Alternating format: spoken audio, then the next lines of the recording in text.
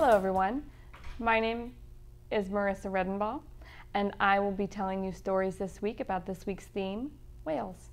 After I'm done reading the books, Racheal will come on and explain this week's craft. Let's get started. First up is The Whales, written and illustrated by Cynthia Rylant.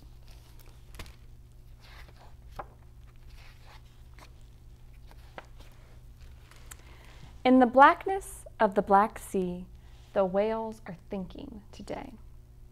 Thinking of those things that matter most to them. Friends, family, supper. A song they used to know. The whales are thinking about where they are going and how deep are the oceans of the world. They swim in places with beautiful names. Past Cape Farewell, they say goodbye. At the Cape of Good Hope, they make a wish.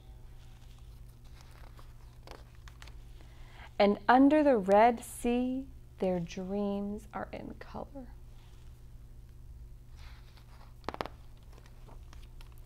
Whales love their children, and when they are born, the babies are gently pushed to the top of the water, where they take their first breath and see their first sky and gasp at the loveliness of living. The blues are humble. The largest life God ever made is a blue whale. Yet blues are neither pushy nor boastful. They swim past delicately and with impeccable manners. Each humpback has a little song to sing, one all his own, and as he grows older and changes, so does the song. So many whales in the sea, beluga and sperm, narwhal and fin. They hear everything and carry secrets between them, swimming like birds, rolling underneath the sky. They are gray and right. But a rose is lost on them, for they haven't any sense of smell. No matter, they love songs and touching and can court without flowers. Oh, what they have seen, swimming from one pole to the other. What they have seen. There are not enough poems in the world to tell. And whales do not know, as they rise up for a big breath of air, that someone is standing on a shore, and his heart is filling up and ready to burst. Whales do not know how they change people, how they make them better, how they make them kind. Like angels appearing in the sky, whales are proof of God. They are swimming today in the Indian Ocean and the Sea of Japan. The babies are drinking their mother's milk, and their fathers are singing nearby. They are floating like feathers in the deep blue green. They are floating like feathers in a sky.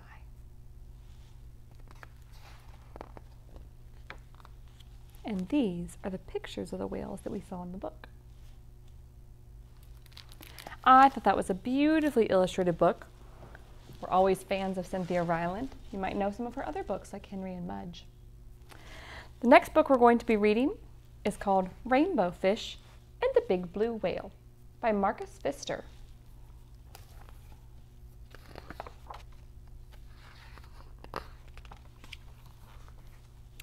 A long way out in the deep blue sea, Rainbow Fish and his friends swam happily through the reef.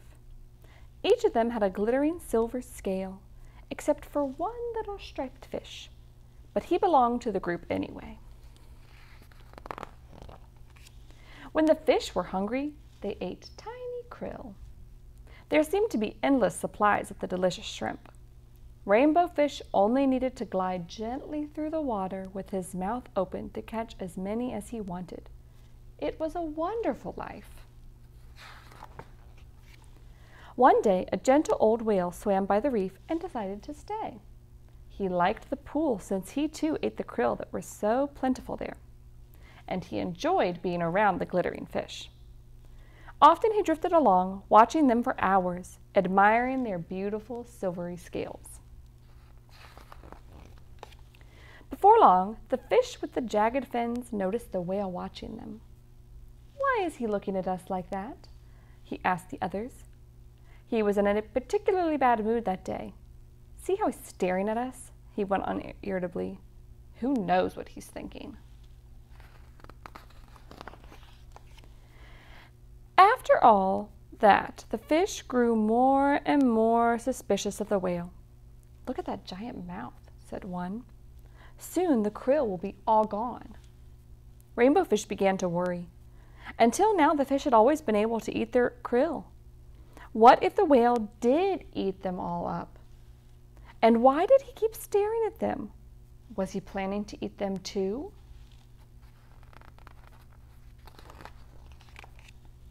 One day, the whale swam quite near the school of glittering fish. Panicked, the fish with the jagged fins sounded the alarm. "Look out!" he called. "The wicked whale is after us!" When the whale heard that, he was hurt at first, but soon he became very angry. "I'll show them," he thought. "I'll teach them a lesson."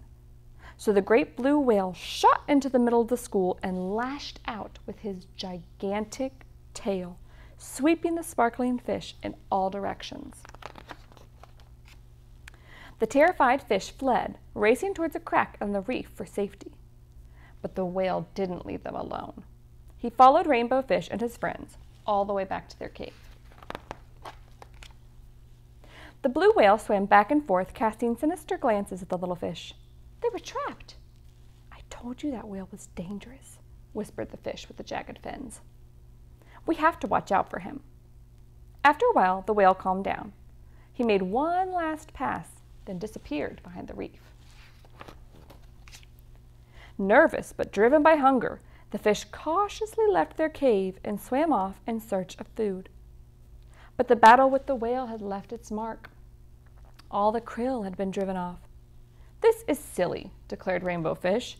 "Before we played happily in the sea. Now we hide in terror in our cave. Before there was always enough food for everyone. Now we have nothing. We must make peace with the whale." The other fish were all too afraid to approach the whale. It was up to Rainbow Fish. The whale stared at Rainbow Fish suspiciously. "Please, let's talk," said Rainbow Fish. "This fight was all a big mistake. It drove off the krill, and now we're all hungry." The two talked for a long time. The whale told Rainbow Fish how hurt and angry their hostile words had made him. "I never meant to harm you," said the whale. "Just scare you a little." Rainbow Fish was ashamed. "I'm sorry," he said, "but when we saw you watching us all the time, we were afraid you might eat us." The whale looked surprised. "I watched you only because your shining scales are so pretty," he said. They both laughed. "Come now," said the whale, "let's find new hunting grounds." So Rainbow Fish and his friends, protected by their new friend, the big blue whale, swam off together in search of a new home rich with krill. And before long, none of them could remember what the terrible fight had been about. The end. That was such a good example of how friends can work out their differences. The next book we're going to read is called Whales by Gail Gibbons.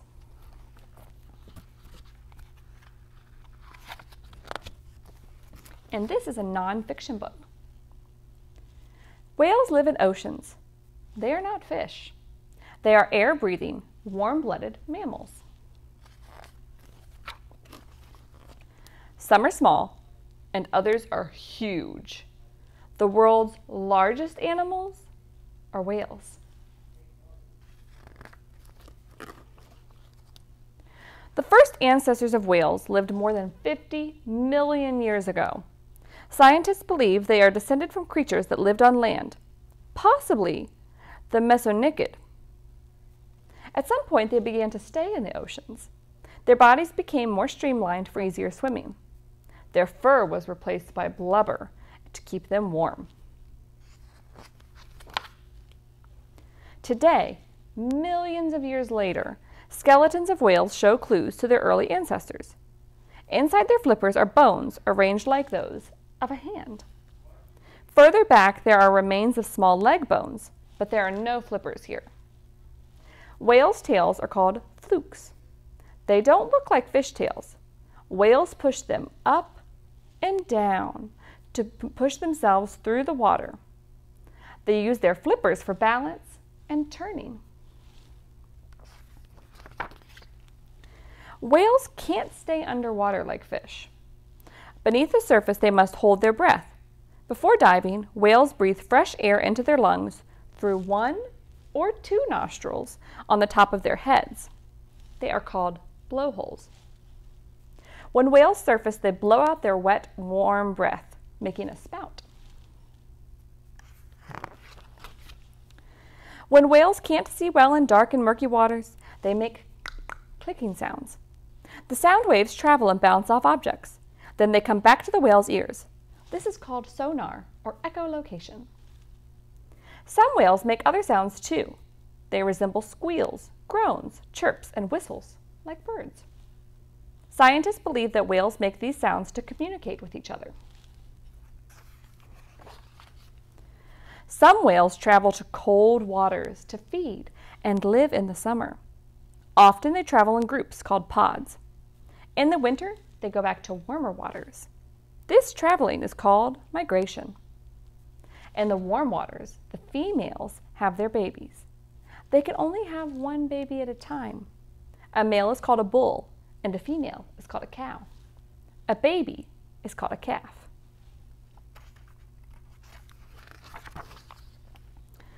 There are 2 main kinds of whales. One group has teeth. They are called toothed whales, or Odontoceti. Most toothed whale males are larger than the females. Toothed whales only have 1 blowhole. The teeth are only for catching their food. They gulp down their food without chewing. The other main group of whales has no teeth. Instead, they have long fringed blades hanging from their upper jaws that strain out their food from the water. The blades are called baleen, or whalebone. Baleen whales are also called mysticeti. Baleen whales eat fish and a mixture of tiny plants called plankton.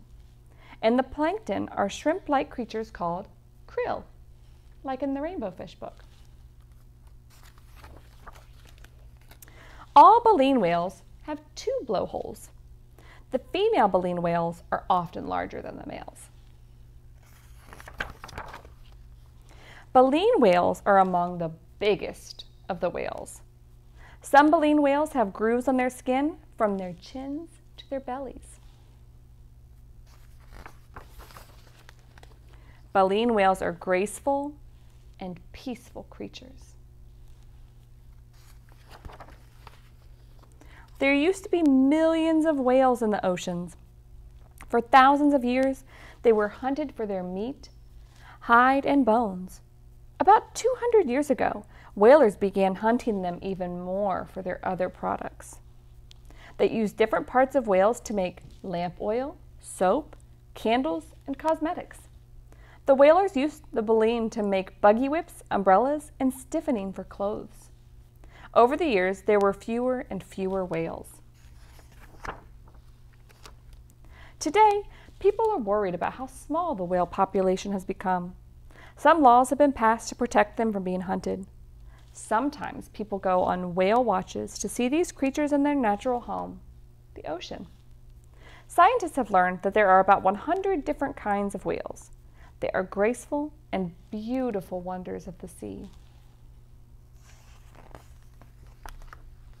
And then these are some other pictures of whales. I learned a lot in that book, and I hope you did too. We have one more book before we're done with our books for today, and that book is called The Heart of a Whale by Anna Pignataro.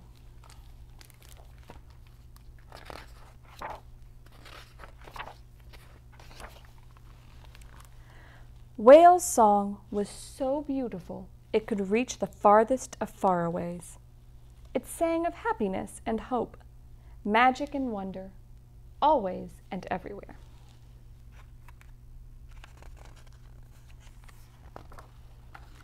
It was a calming sonata for a wriggly octopus, a cheerful symphony for a sad urchin,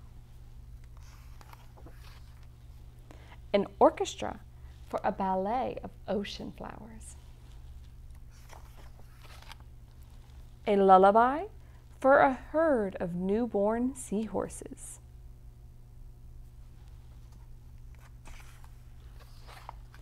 Whale sang day after day, night after night, warmly weaving a path of starlight into the seagrass taller than a forest and through the wild and tangled undergrowth.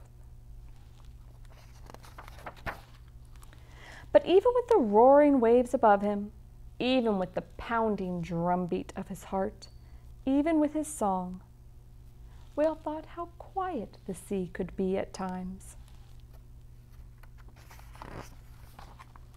and how there was no song big enough to fill his empty heart. Whale sighed.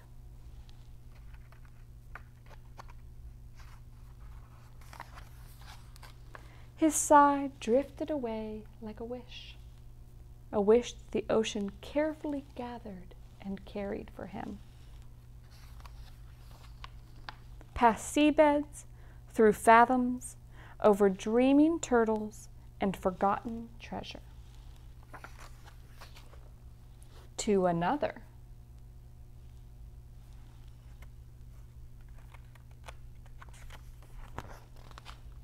Who followed the wish through the sea all the way to the whale with the empty heart.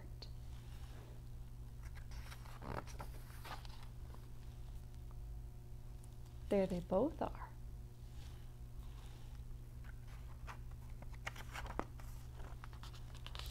Together they sang of happiness and hope, magic and wonder, always and everywhere. I loved the pictures in those. I thought they were just beautiful. I hope you enjoyed today's books about whales, and maybe you learned some things like I did. Next up will be Racheal explaining this week's craft. Hi friends, I hope you enjoyed your stories about whales. This week, for your curbside craft, you're going to get a cup and a piece of paper that looks like this, and a pipe cleaner and 2 googly eyes. So what I did was I first colored the whole cup blue. So I just kind of put my hand inside and then colored it with a marker all the way around. If you have paint at home and your grown-ups say that it's okay, you could always paint it, but that's up to you when you're grown-ups. And so then I glued the 2 googly eyes and I just drew a little smiley face there. And then with this piece of paper, the 2 teardrop shapes, those are his fins. And so I colored those and then I glued them on just the very front of it so that they're kind of sticking out here. And then for his tail, what I did was I taped it. Well, actually, I taped both of them. So I used tape for this, but you could use glue. But I would probably use tape for his tail just so it's a little bit easier to kind of glue because it's very thin at the bottom. Or so it's easier to stick on because it's thin at the bottom. And so I colored his tail, cut it out, and then I just put a little piece of tape there.